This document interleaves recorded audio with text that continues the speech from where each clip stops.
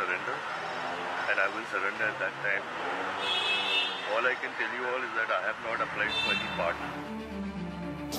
कितना भी करुणा हो, कितना भी आंसू निकले, उससे कोई परिवर्तन नहीं हो सकता। Sanjay Dutt refusal is also meaningless. मैं समझता हूँ पार्डन लायक है। संजय दत्त कोई क्रिमिनल नहीं है, कोई टेररिस्ट नहीं है। मैं भेजूंगा लेटर संजय दत्त और ज़ैबुन्निसा के पार्डन के लिए प्रेसिडेंट गवर्नर के पास। उनकी राहत तो ये है कि वो टेररिस्ट करार नहीं किए गए। काजू के निवेदन को गंभीरता से लेना सरकार ने नहीं चाहिए, ऐसी मेरे भावना है। कि 57 असॉल्ट राइफल है, ये सेल्फ डिफेंस के लिए नहीं यूज होती, ये असॉल्ट राइफल है। मैं मानता हूं कि संजय गुनहगार है, और केवल वो गुनहगार नहीं, उसको डिस्ट्रिक्ट कोर्ट से लेकर सुप्रीम कोर्ट तक उसको सजा हो गई। मेरे हिसाब से तो सुप्रीम कोर्ट ने बड़ी रहमदिली दिखाई है, तो उसकी सजा कम कर दी।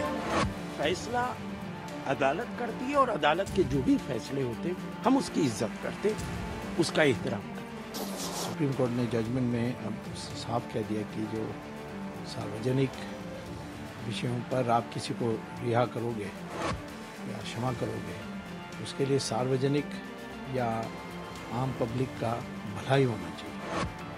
यहाँ तो कोई ऐसा बनता नहीं है। नमस्कार, बड़ी खबर में चर्चा संजय दत्त की। सुप्रीम कोर्ट द्वारा सजा के बाद आज संजय दत्त पहली बार मीडिया के सामने आए, कानून की इज्जत, देश प्रेम को दोहराया और भावुक भी हो गए। हाल में पूर्व चीफ जस्टिस और आप प्रेस काउंसिल के अध्यक्ष मार्कंडेय काटजू ने संजय दत्त के लिए सजा माफी की वकालत की है, जिसमें नेता भी जुड़ गए हैं। कांग्रेस के दिग्विजय सिंह माफी की वकालत कर रहे हैं, तो बीजेपी शिवसेना विरोध कर रही है। इससे संजय को सजा माफी के पक्ष और विरोध में राय गहरी होती जा रही है। तो संजय ने साफ किया कि वे सजा माफी की अपील खुद नहीं करेंगे और समय पर सरेंडर करेंगे। इधर जस्टिस काटजू भी अब राज्यपाल के बाद राष्ट्रपति को सजा माफी की अपील करने जा रहे हैं। तो बड़ी खबर में हमारे सामने सवाल है कि इस तरह की मांग से आम लोगों में इंसाफ को लेकर क्या संदेश जाएगा। I respect the law. I have the highest respect for the Honorable Supreme Court, and I have the highest respect of what the decision is, and I will abide to all the terms and conditions the Honorable Supreme Court has put on me, and I will surrender when the time is given. The Honorable Supreme Court has given me time to surrender, and I will surrender at that time.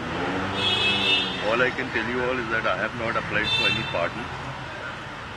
There are many other people who deserve pardon, and I just with folded hands want to tell the media, the honorable citizens of my country and the senior media people, is that when I'm not going for a pardon, then there is no debate about it.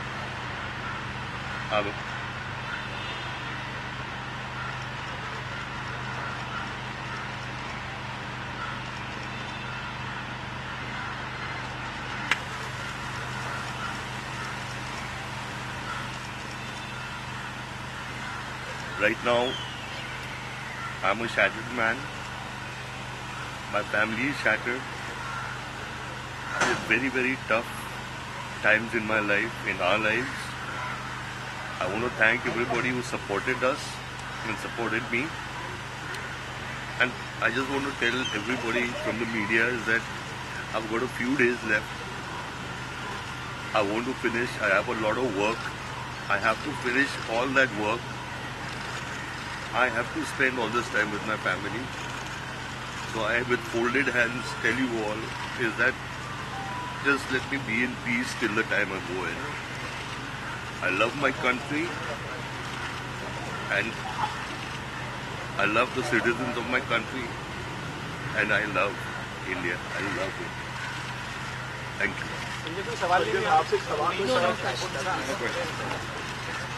आपको समाज के बहुत बड़े बस we don't take any question.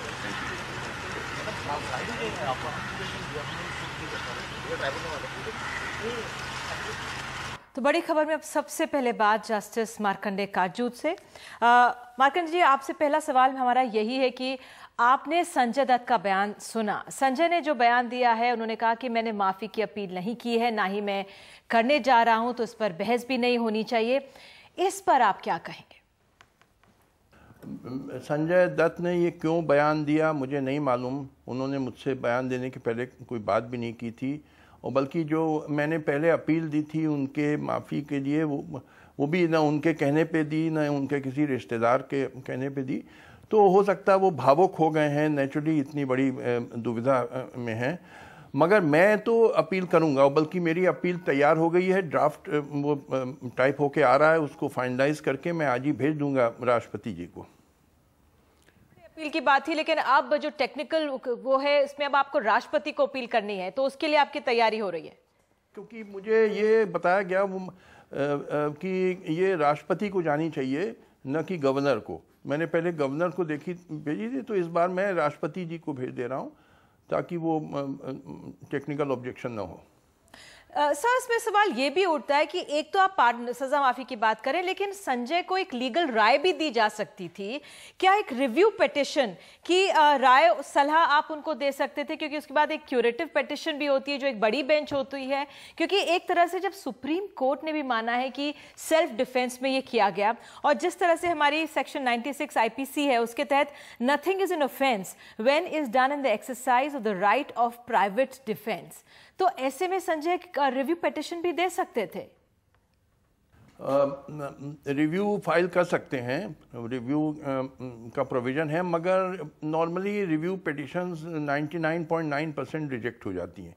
और यहाँ क्योंकि देखिए, संजय को टेररिस्ट तो नहीं पाया गया, वो 1993 के बॉम्ब ब्लास्ट में तो उसका कोई हाथ नहीं था, मगर उस दोष ये पाया गया कि उसके पास प्रोहिबिटेड वेपन था विदाउट लाइसेंस, तो उसके लिए मिनिमम सेंटेंस 5 साल है।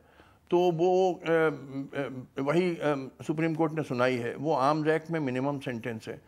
तो मुझे संदेह है कि रिव्यू से कोई लाभ होगा, करना पार्डन से ही हो सकता है। ठीक है।